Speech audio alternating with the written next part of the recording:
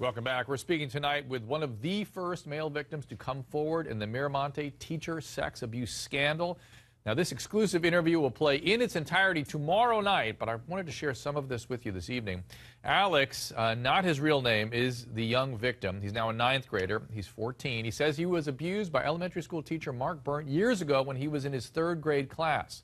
Burnt was arrested and charged in January with 23 counts of lewd conduct against children ages 6 to 10. Here is what this young man, Alex, has to say about the cookies Burnt allegedly fed to some students. Was there anything peculiar about these cookies, again, in retrospect? Well, yeah, like, on several occasions, like, the cookies, they tasted, like, you could say kind of funky, like, they had a weird taste to them. And now are you concerned that you might have been exposed to some of those terrible allegations, those horrible behaviors? I'm very concerned about it. Like, hopefully, like, wasn't exposed to it, but we have to see what's happening. Joining me now, CNN Espanol reporter Jacqueline Hurtado, who has been following this story since it broke. Jacqueline, I want to play you a little more tape before we start talking about this. I want to go to the tape with the father, too. Yes, his name is, we called him Paul. He also spoke about Burnt and the sense of betrayal. This is what's interesting, because you have educated me that the teacher is somebody that you really put a lot of trust in, right? Yes. And so when some allegation like this emerges, it's almost shattering. And you'll see that from Alex. He talks about the betrayal felt by his family and the entire community. Take a look at this. So it's really the depths of the violation that's so troubling. I mean, this is somebody, and my understanding is, again, I've been educated, that teachers hold a very high position in your community, and to be even let down a little bit by someone whom you've trusted for so much, for so long, is a big deal.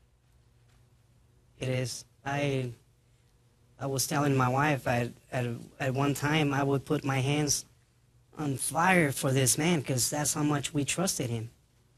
I feel really, really betrayed over what he's done with my kid. Not just with my kid, with all his kids, with, like my son says, with the community. He betrayed everybody. And Jacqueline, it seems why this is such a hot-button issue. The possibility of betrayal is so intense, right?